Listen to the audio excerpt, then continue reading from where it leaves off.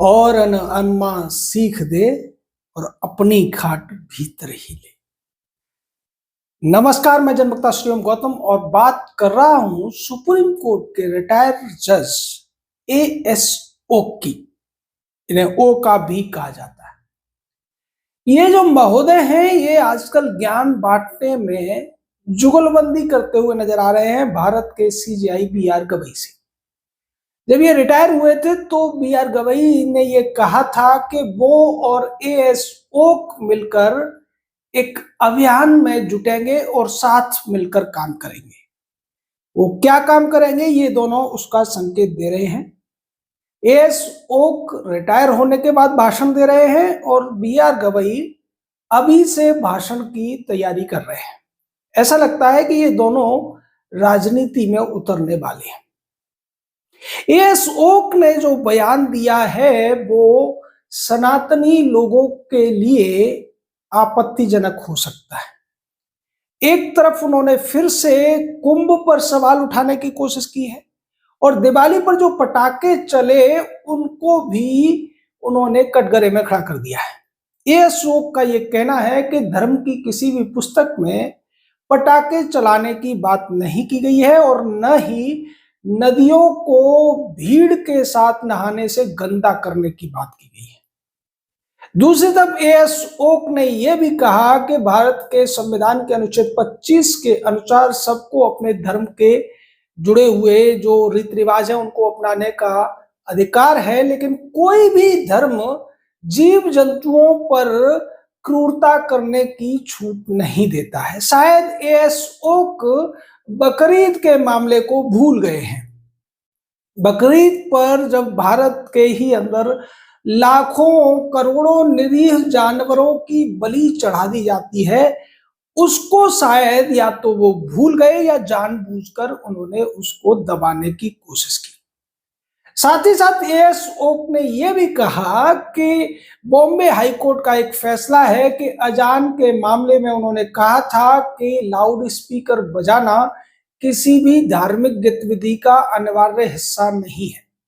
अब हम एएसओ या ओका जी से ये पूछना चाहते हैं कि आप ये बताइए कि आप सुप्रीम कोर्ट में इतने दिनों तक जज रहे, कई मामलों में आपने सुमोटो सुनवाइयां भी की, आपने फिर क्यों सुप्रीम कोर्ट में अजान के मामले में सुमोटो एक्शन लेते हुए पूरे देश में अजान की लाउड स्पीकर वाली कार्रवाई को रोकने का आदेश क्यों नहीं दिया? क्योंकि इसी भाषण में ओका साहब कहते हैं कि लाउड स्पीकर बजाना भी किसी भी धार्मिक गतिविधि का अनिवार्य हिस्सा नहीं है। हालांकि हम भी बहुत ज्यादा धूम धड़ाका करने के खिलाफ हैं, बहुत ज्यादा पटाखाबाजी करने के, लेकिन एक लिमिटेड स्तर तक जो चीजें हो सकती हैं उसको आप मना नहीं कर सकते। और दूसरी तरफ हर साल बकरीद के मौके पर करोड़ों की संख्या में निरीह जानवरों की एक साथ जो बलि दी जाती है, उन्हें तड़पा तड़पा कर मारा जाता है, उस पर ये सुप्रीम कोर्ट के जजों के मुंह में ऐसा लगता है कि दही जम जाता है। लाउड स्पीकर अगर जागरण में या किसी अन्य जगह बजते हैं तो इन्हें आपत्ति होती है, लेकिन हर दिन कम से कम 5 बार जो एक झूठी गवाही दी जाती है लाउड स्पीकर के माध्यम से, उस पर ये कभी खुलकर कुछ नहीं कह पाते हैं। और यहां तो ओका साहब उन मजहबों की बड़ाई करते हुए नजर आ रहे हैं कि दुनिया के किसी भी धर्म में जानवरों के ऊपर क्रूरता करने की बात नहीं की गई है। उन्हें शायद नहीं पता कि जब कुर्बानी दी जाती है तो जानवर को ज़िबह किया जाता है, यानी कि उसकी गर्दन को रेत कर उसको तड़पने के लिए छोड़ दिया जाता है। क्या ये जानवरों पर दया करना है? और अगर नहीं है तो फिर आधी बात आप कह रहे हैं। आप कुंभ के ऊपर पहले भी सवाल उठा चुके हैं। पहले भी एक बार इन्होंने भाषण में ये कहा था कि एक साथ नदियों में इतने लोगों का नहाना जल प्रदूषण करना है। वाह, ओका जी वैसे कहने को तो उसी सनातनी धर्म से संबंध रखते हैं, ऐसा उनके नाम से तो लगता है, पर वास्तव में उनकी सोच क्या हो गई है ये आप लोग बेहतर समझ सकते हैं। ज्यादातर जो लोग जज बन जाते हैं हाई कोर्ट या सुप्रीम कोर्ट में, वो अपने आप को न तो भारत का नागरिक समझते हैं, न सनातनी परंपरा का सम्मान करना उनको गवारा होता है। वो खुद को ग्लोबल नागरिक समझते हैं, लिबरल विचारों का वो एक तरीके से प्रचार करते हैं, और धार्मिक मान्यताओं की बुराई करना, उन पर सवाल उठाना और लोगों को कटघरे में खड़ा करना इनका एक शौक बन जाता है। चाहे एएस ओक हो या उनके मित्र भारत के सीजीआई बीआर गवई हो।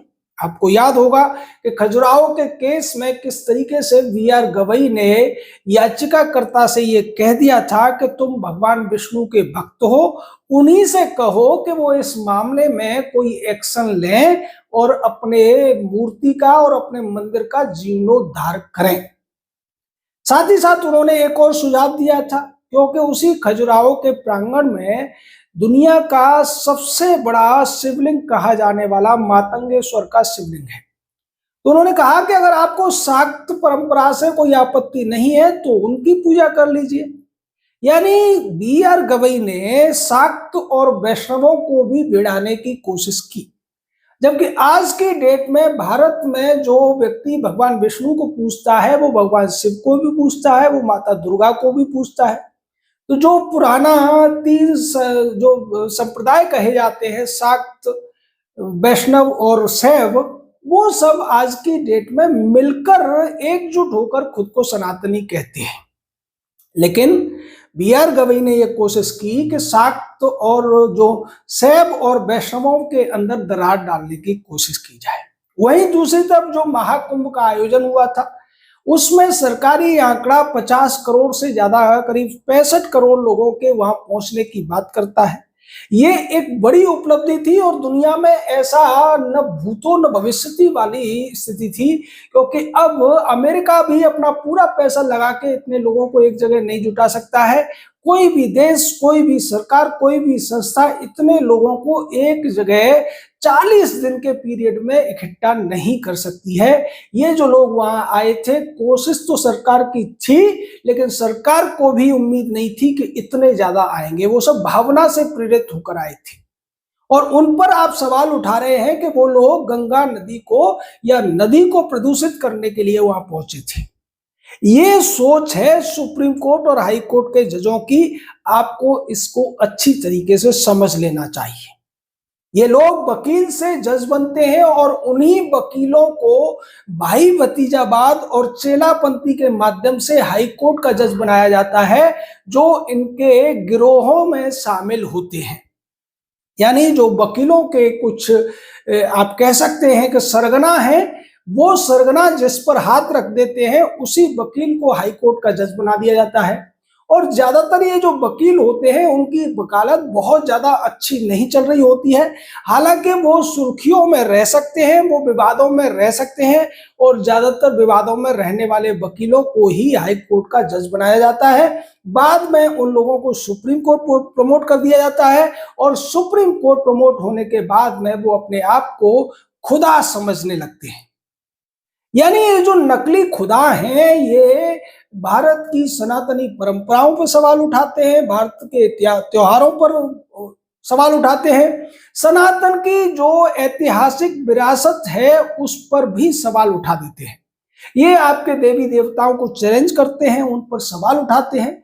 लेकिन दूसरी तरफ मजहब या रिलीजन के बारे में जब मुद्दा आता है तो ये भीगी बिल्ली बन जाते हैं।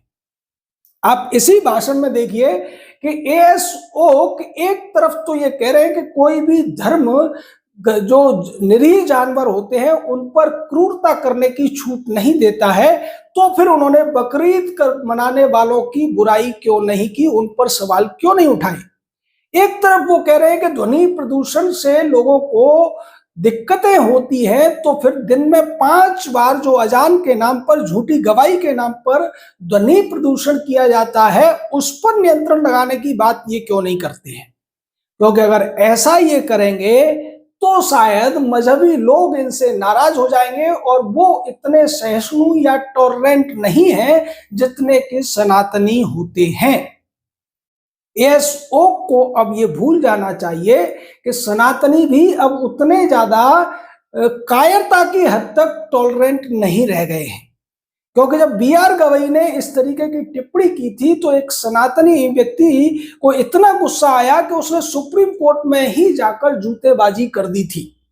तो हम तो एएसओ जैसे दूसरे रिटायर्ड जजों को यह सलाह देना चाहेंगे कि आप अपनी मर्यादा को न लांघिए, क्योंकि लोग अब कायरता की हद तक सहिष्णु नहीं बचे हैं। अगर पानी सर से ऊपर जाएगा तो फिर लोग आपको जवाब भी देने लगेंगे। हम तो ये कहना चाहेंगे कि भारत के संविधान में जो अभिव्यक्ति की स्वतंत्रता दी गई है, उसके साथ साथ जो राइडर्स लगाए गए हैं कि वो कोई भी व्यक्ति अपनी अभिव्यक्ति की स्वतंत्रता के नाम पर दूसरे की अभिव्यक्ति की स्वतंत्रता या दूसरे की गरिमा, उसके सम्मान को ठेस पहुंचाने की कोशिश न करे, उस पर आघात करने की कोशिश न करे। और ऐसा ही संविधान कहता है। संविधान में जब मौलिक अधिकारों की बात की जाती है तो पब्लिक ऑर्डर और उसके साथ साथ मोरलिटी की भी बात की जाती है।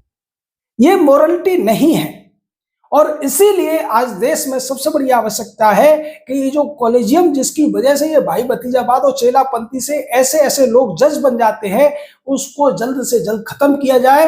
देश में एनजेएसी एक व्यवस्था लागू की जाए।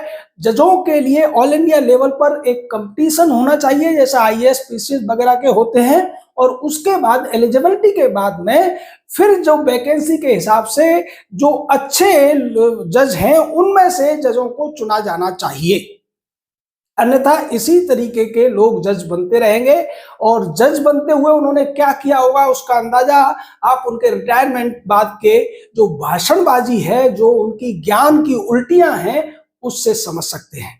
आपका इस पूरे मामले पर क्या कहना है, अपनी राय दीजिए। हमारे साथ जुड़े रहिए, चैनल को सब्सक्राइब कीजिए, लाइक कीजिए, हाइप कीजिए। जय हिंद, जय भारत।